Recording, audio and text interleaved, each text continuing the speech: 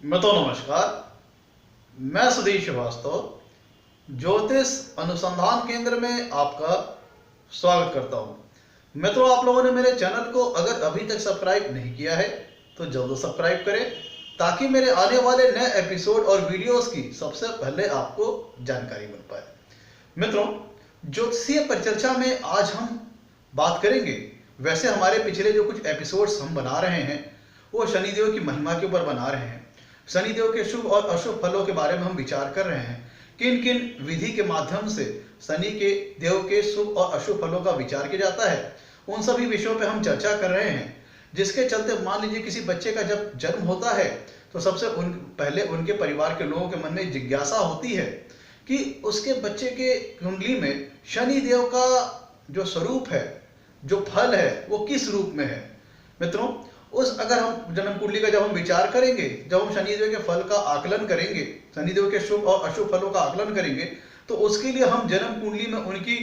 Position और placement, शत्रु राशि में है, मित्र राशि में है, स्वराशि में है, कहीं कुंडली के अतिरिक्त भाव में तो नहीं, 6, 8, 12 भाव में तो नहीं है, नवमांश में उनकी क्या स्थिति है, डिग्री वाइज उनके पास क्या बलाबल है, नवमांश अधिपति उनका कुंडली में कहाँ बैठा है। ऐसे बहुत सी चीजें हैं जिनकी हम एनालिसिस करेंगे शनि देव के शुभ और अशुभ फलों का विचार करने के लिए। इसी क्रम में जब भी किसी बच्चे का जन्म होता है तो उसके परिवार वालों के मन में एक जिज्ञासा उत्पन्न होती है कि उसका बच्चा जो जन्म लिया है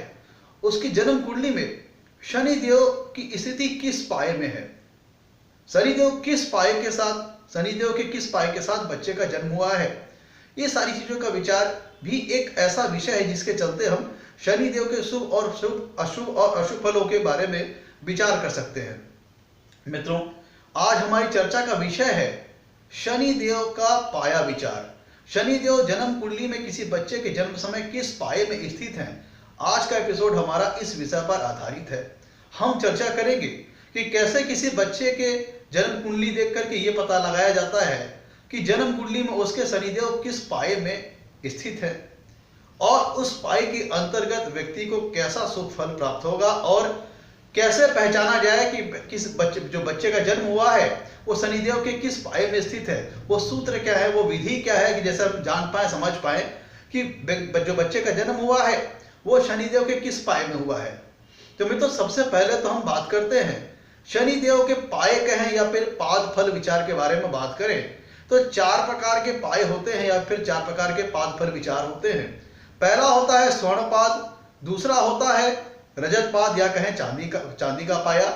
तीसरा होता है ताम्रपाद या कहें ताम्र का पाया और चौथा होता है लौहपाद। ध्यान दीजिएगा, सबसे पहला हो गया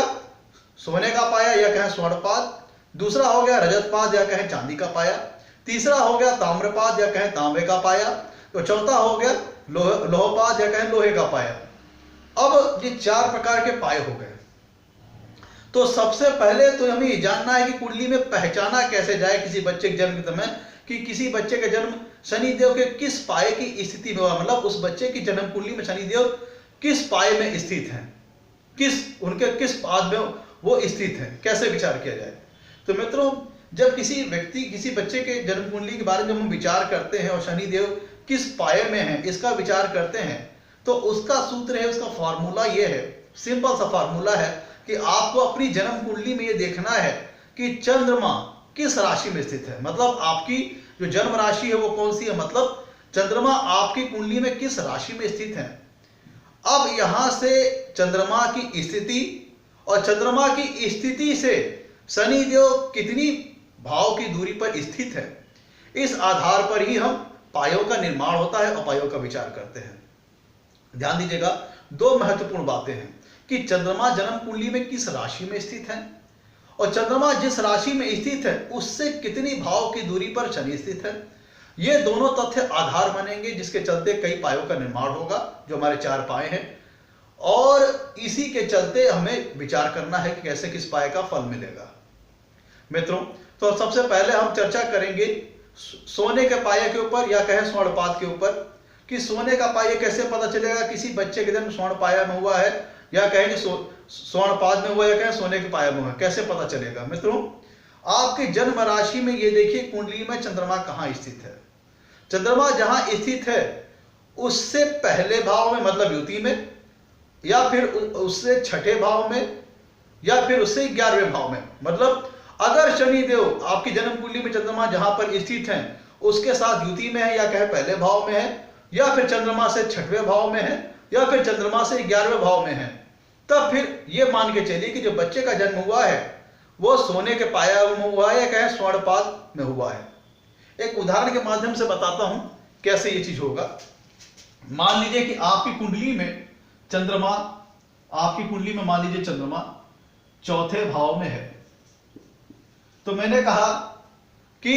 शनिदेव चाहे पहले भाव में हो, चंद्रमा आपकी जन्म कुंडली में जिस राशि में स्थित है उससे शनिदेव चाहे पहले भाव में हो, चाहे छठवें भाव में हो, चाहे चंद्रमा से 11वें भाव में हो, तब यह मान लिया जाएगा कि बच्चे का जन्म सोने के पाया में हुआ है, या फिर क्या स्वर्णपाद में हुआ है। तो मान लीजिए यहां शनि हो गए, या फिर शनि यहां हो जाए, 1 2 3 4 5 6 शनि यहां हो जाए, या फिर मान लीजिए शनि यहां हो जाए, ये 11वां स्पॉट है। देखिएगा, चाहे युति में हो मतलब पहले भाव में हो, चाहे चंद्रमा से छठे भाव में हो, चाहे चंद्रमा से 11वें भाव में शनि हो, तो यहां से यह मान लिया जाएगा कि व्यक्ति का जो जन्म हुआ है, बच्चे का जो जन्म हुआ है, वो सोने के पाए में, शनि के सोने के पाए में हुआ, या कहे शनि के स्वर्णपाद में हुआ है। कैसे कैसे पता लगेगा? चंद्रमा शनि के साथ चाहे युति में हो, चाहे चंद्रमा शनि से, चंद्रमा आपका कुंडली जहां भी स्थित है, शनिदेव चंद्रमा से अगर छठे भाव में स्थित है जन्म कुंडली में, या फिर शनि चंद्रमा से 11वें भाव में स्थित है, तो इससे यह पता चलेगा कि बच्चे का जन्म शनि की जो जन्म हुआ उस समय जन्म कुंडली में शनिदेव सोने के पाए में स्थित है, या कहे शनिदेव स्वर्णपाद में स्थित है। अब हम बात करते हैं कि रजत पाद या कहें चांदी का पाया वो कैसे पता लगता है। रजत पाद या कहें चांदी का पाया कुंडली में वो कैसे पता लगता है। मित्रों, रजत पाद या कहें चांदी का पाया पता लगाने का जो सूत्र है वो ये है कि आपकी जन्म कुंडली में चंद्रमा जहां पर स्थित है उससे दूसरे भाव में, या उससे 5वें भाव में, या उससे 9वें भाव में शनिदेव स्थित है, तो यह मान लिया जाएगा जो बच्चे का जन्म हुआ है उसकी जन्म कुंडली में शनिदेव रजत पाया में स्थित है, या कहे रजत पाद में स्थित है। क्या सूत्र है कि जन्म कुंडली में आपके चंद्रमा जहां पर स्थित है उससे शनिदेव दूसरे भाव में हो, या शनिदेव 5वें भाव में हो, या शनिदेव 9वें भाव में हो, तो ये मान लिया जाएगा बच्चे का जन्म कि जब हुआ तो उस समय जन्म कुंडली में शनिदेव रजत पाद या कहें चांदी के पाए में है, या कहें रजत पाद में है। मित्रों, अब एक उदाहरण के माध्यम से आपको क्लियर करता हूं कि मान लीजिए प्रस्तुत उदाहरण में वही चीज है कि चंद्रमा कुंडली के चौथे भाव में स्थित है, और मैंने कहा शनिदेव या तो चंद्रमा जहां कुंडली में स्थित है उससे दूसरे भाव में हो, या फिर उससे 5वें भाव में हो, 1 2 3 4 5, या फिर उससे 9वें भाव में हो। अब मैं तो यहां पे मैं आपको प्लेसमेंट पे नहीं जा रहा हूं, मैं आपको एक फार्मूला बता रहा हूं, सूत्र बता रहा हूं कि आपकी जन्म कुंडली में चंद्रमा कहीं भी हो सकते हैं। अगर ये पता लगाना है कि चांदी का पाया शनिदेव चांदी पाए में है, या कहे शनिदेव रजत पाद में है, तो कैसे पता लगेगा? चंद्रमा आपकी जन्म कुंडली में कहीं जहां कहीं स्थित है, चंद्रमा से अगर शनिदेव दूसरे भाव में, अगर या फिर चंद्रमा से शनि 5वें भाव में, या फिर चंद्रमा से शनि 9वें भाव में स्थित है, तो इसका मतलब बच्चे का जो जन्म हुआ है वो चांदी के पाए में, या कहें रजत पाद में हुआ है। अब फिर तीसरे पाए के बारे में विचार करते हैं। मित्रों, जो तीसरा पाया होता है उसको हम कहते हैं तांबे का पाया, या कहें ताम्रपाद। शनिदेव जो तीसरा पाया होता है उसे हम कहते हैं तांबे का पाया, फिर कहें ताम्रपाद। तो वो उसका कैसे पता लगेगा कि शनिदेव तांबे के पाए में है? कैसे पता लगेगा कि उसका सूत्र यह है कि जन्म कुंडली में चंद्रमा आपका जिस राशि में स्थित है, उस चंद्रमा से, जिस राशि में चंद्रमा स्थित है उस चंद्रमा से शनिदेव अगर तीसरे भाव में, या उस चंद्रमा से शनिदेव 7वें भाव में, या उस चंद्रमा से शनिदेव 10वें भाव में स्थित हैं, तो इसका मतलब उस व्यक्ति का जन्म जब हुआ तो उस समय उसकी जन्म कुंडली में शनिदेव तांबे के पाए में थे, या कहें ताम्रपाद में है। तो इसी उदाहरण में तो हम समझ लेते हैं कि मान लीजिए चंद्रमा जन्म कुंडली के चौथे भाव में स्थित है, तो अब उससे शनिदेव या तीसरे भाव में, या 10वें, यहां 7वें भाव में, या 10वें भाव में शनि स्थित हैं, तो फिर कुंडली में यह पता लगेगा बच्चे का जन्म हुआ है वो उस समय शनिदेव जन्म कुंडली में तांबे के पाए में थे, या कहें ताम्रपाद में थे। अब यहाँ पे मैं प्लेसमेंट पे नहीं जा, शनिदेव के प्लेसमेंट पे नहीं जा रहा हूं, वो नीच राशि में है, उच्च राशि में, शत्रु क्षेत्रीय है, मित्र क्षेत्रीय, मैं इस पे नहीं जा रहा हूं। यहां मैं आपको सूत्र बता रहा हूं, फार्मूला बता रहा हूं, जिससे ये पता लगता है कि व्यक्ति का जन्म किस पाद में हुआ, या कहें शनिदेव किस पाए में है, वो कैसे पता लगता है। मैं आपको सूत्र बता रहा हूं। मैं जरूरी नहीं कि आज जो मैं बता रहा हूं यहाँ शनिदेव अतिरिक्त भाव में चले जा रहे हैं, हो सकता है आपकी जन्म कुंडली चंद्रमा कहीं भी हो, उससे शनिदेव शुभ भाव में है। तो मित्रों हाँ, ये भी असर करेगा कि शनिदेव किस भाव में चले जा रही है, ये भी असर करता है। लेकिन आज ये हमारे जो एपिसोड है इसमें ये चर्चा का विषय नहीं है। आज हम इन पायों के बारे में जानेंगे, और उसमें तांबे का पाया जानने का जो सूत्र है वो ये है कि चंद्रमा जन्म कुंडली में जिस राशि में स्थित है उससे शनिदेव अगर तीसरे भाव में, या फिर जहां पे जन्म कुंडली में चंद्रमा स्थित है उससे शनिदेव सातवें भाव में, या फिर चंद्रमा से शनिदेव 10वें भाव में स्थित हो, तो यह मान लिया जाएगा बच्चे का जन्म हुआ उस समय शनिदेव जन्म कुंडली में ताम्रपाद में थे, या कहें तांबे के पाए में थे। अब हम चौथे पाए पे विचार करते हैं मित्रों। जो चौथा पाया होता है उसको हम कहते हैं लौहपाद, या कहें लोहे का पाया। और उसका सूत्र क्या है, कैसे पता लगे किसी बच्चे का जन्म लोहे के पाया में हुआ या कहें लौहपाद में हुआ है। तो उसका सूत्र यह है कि जन्म कुंडली में चंद्रमा जहां भी आपका स्थित है उससे, उस चंद्रमा से, उस जिस राशि में स्थित है चंद्रमा जन्म कुंडली में, उससे चौथे भाव में अगर जन्म कुंडली में शनि स्थित है, या उससे 8वें भाव में शनि, उस चंद्रमा से शनि 8वें भाव में स्थित है, या फिर उस चंद्रमा से शनि 12वें भाव में स्थित है, तब फिर यह मान लिया जाएगा जिस समय बच्चे का जन्म हुआ उस समय जन्म कुंडली में शनिदेव लौहपाद में थे, या कहें शनिदेव लोहे के पाए में थे। तो इसी प्रस्तुत उदाहरण में ही समझ लेते हैं मित्रों कि मान लीजिए जन्म कुंडली में चंद्रमा चौथे भाव में स्थित है, तो हमने कहा कि जो लौहपाद का जो सूत्र है, जो नियम है, वो ये है कि चंद्रमा जन्म कुंडली में जिस राशि में स्थित है शनिदेव उससे अगर चौथे भाव में, उस चंद्रमा से चौथे भाव में स्थित है, या उस चंद्रमा से शनिदेव 8वें भाव में स्थित है, या उस चंद्रमा से शनिदेव 12वें भाव में स्थित है, तब ये फिर ये मान लिया जाएगा कि बच्चे का जन्म जो हुआ लोहे के पाए में हुआ, या कहें लौहपाद में हुआ। तो प्रस्तुत उदाहरण में समझें। मान लीजिए शनिदेव चंद्रमा जिस राशि में है उससे चौथे भाव में हो, या उससे 8वें भाव में हो, या फिर उससे 12वें भाव में हो, तब यह मान लिया जाएगा कि जो बच्चे का जन्म हुआ है वह लोहे के पाए, शनिदेव उस समय लोहे के पाए में थे या फिर लौहपाद में थे। इस उदाहरण में समझे क्या सूत्र है कि शनिदेव जन्म कुंडली में जहां पर स्थित है उससे शनिदेव चौथे भाव में हो, या उससे शनिदेव 8वें भाव में हो, या उस चंद्रमा से शनिदेव 12वें भाव में हो, तो यह मान लिया जाएगा कि जो बच्चे का जन्म हुआ उस समय जन्म कुंडली में शनिदेव लोहे के पाए में थे, लोहपाद में थे। अब हम ये, या तो मित्रों ये होगा कि चारों पाए में पता चले गए, चारों पाए ज्ञात करने का सूत्र हमें पता चल गया। अब ये हम जानेंगे कि चलिए हमें ये पता चल गया कि बच्चे का जन्म किस पाए में हुआ है। अब उनकी शुभता और अशुभता के आधार पर उनका वरीयता क्रम है, इसको हम जान लेते हैं। तो जो चांदी का जो पाया होता है, जो रजत पाद होता है, वह शुभता के क्रम में सबसे ऊपर है, पहले नंबर पे है। क्योंकि चांदी के पाद में, रजत पाद में कहा गया है कि चंद्रमा जिस जन्म कुंडली में जिस राशि में स्थित है उस राशि से शनिदेव अगर दूसरे भाव में, या उस चंद्रमा से 5वें भाव में, या फिर उस चंद्रमा से 9वें भाव में है, तब फिर व्यक्ति का जन्म चांदी का पाए में हुआ है, या कहें रजत पाद में हुआ है। तो ये स्थिति सर्वोत्तम है, सबसे अत्यंत सुफलदायक है। अगर बच्चे का जन्म रजत पाद में हुआ है, या कहें चांदी के पाए, जब उस समय शनिदेव चांदी के पाए में थे, तब ऐसा होगा कि बच्चे का जन्म होगा वो अपने परिवार के लिए काफी शुभ होगा। उसके परिवार में उस व्यक्ति के जन्म के बाद उन्नति, खुशहाली आएगी, पिता के कारोबार या व्यवसाय या नौकरी में तरक्की होगी, और उसके जीवन में जैसे जैसे वो आगे बढ़ेगा उसके सुखों में वृद्धि होती जाएगी, और परिवार का जो माहौल होगा वो आनंदमय होगा, और परिवार के सुखों में वृद्धि होगी, और एक खुशियां आएंगी उसके परिवार में। और फिर अब हम जब चांदी के बाद जो दूसरा पाया आता है वो है, उसको हम कहते हैं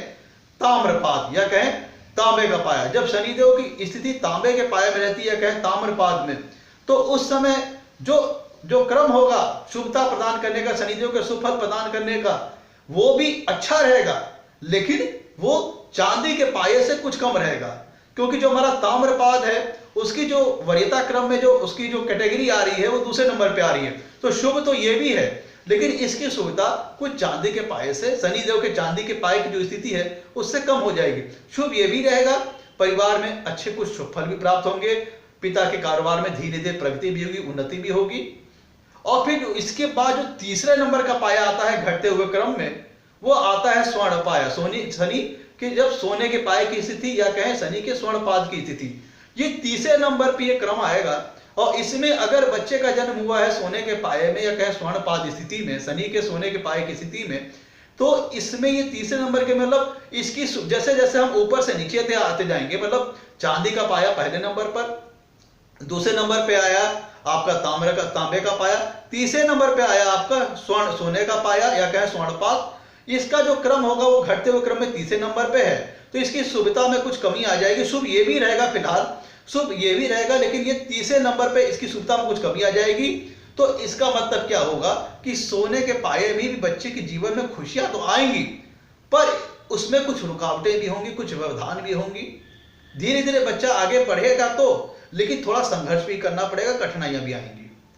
अब फिर हम जो सबसे निचले स्तर की पाए की बात करें, जो चौथा नंबर पे जो पाया आता है उसे हम कहते हैं शनिदेव के लोहे के पाए में स्थिति या कहें शनिदेव के लोहपाद में स्थिति। ये वरीयता क्रम में सबसे घटते हुए नंबर पे चौथे नंबर पे आता है। और इसमें अगर ये किसी बच्चे का जन्म लोहपाद स्थिति में होता है या कहें शनिदेव के लोहे के पाए की स्थिति में होता है, तो उसका फल ये होता है कि जातक का जीवन संघर्ष में बीतता है, काफी कठिनाइयों में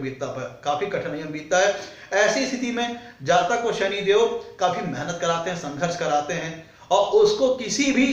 अगर जातक अपने जीवन में शुभ कर्म करेगा तो उसका रिजल्ट जो आएगा वो काफी मशक्कत के बाद आएगा, मेहनत के बाद आएगा। लेकिन अगर उसी दर पे जातक कुछ अगर अशुभ काम करेगा, गलत काम करेगा, तो उसको शनिदेव तुरंत दंडित करेंगे, तुरंत पनिशमेंट प्रदान करेंगे। मतलब अर्थ यह है, अगर किसी बच्चे का जन्म शनिदेव के जब लोहे के पाए की स्थिति रहती है तब उसमें अगर होता है, तो बच्चे के जीवन में संघर्ष ही संघर्ष, कठिनाइयां रहती है, दिक्कतों का काफी सामना करना पड़ता है। ये स्थिति पिता के व्यवसाय या पिता के कारोबार के लिए भी अच्छी नहीं है।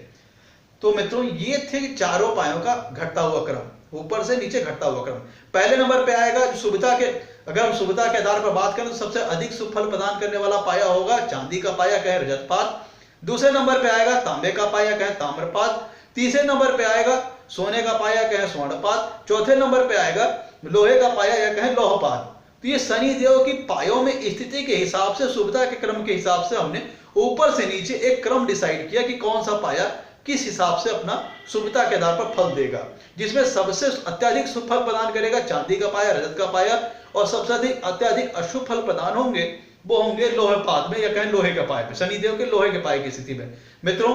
वैसे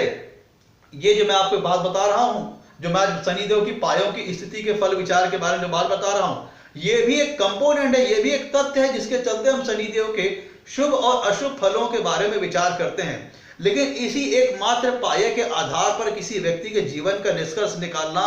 सही नहीं होगा,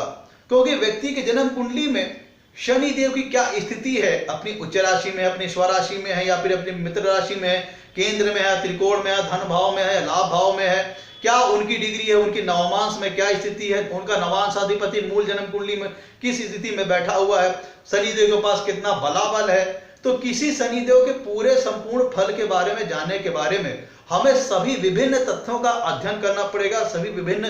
कंपोनेंट्स का, विभिन्न कैटेगरीज का हमें एनालिसिस करनी पड़ेगी। किसी एक सिंगल तथ्य के आधार पर यह नहीं कहा जा सकता कि व्यक्ति के जीवन में अब हमने पाए के बारे में विचार कर लिया तो व्यक्ति का जीवन इसी टाइप का होगा, ऐसा नहीं है मित्रों। शनि के फल के विचार के बारे में कई तथ्यों के बारे में विचार किया जाता है, जिसमें एक महत्वपूर्ण तथ्य शनिदेव का पाया विचार भी है मित्रों। तो अभी हमें किसी भी चीज के बारे में किसी मूल निष्कर्ष पर पहुंचने के लिए, शनिदेव के मूल शुभाशुभ फल के बारे में निष्कर्ष पर पहुंचने के लिए हमें बहुत से तथ्यों की एनालिसिस करनी पड़ेगी, जिसके अंतर एक कंपोनेंट शनिदेव का पाया विचार भी है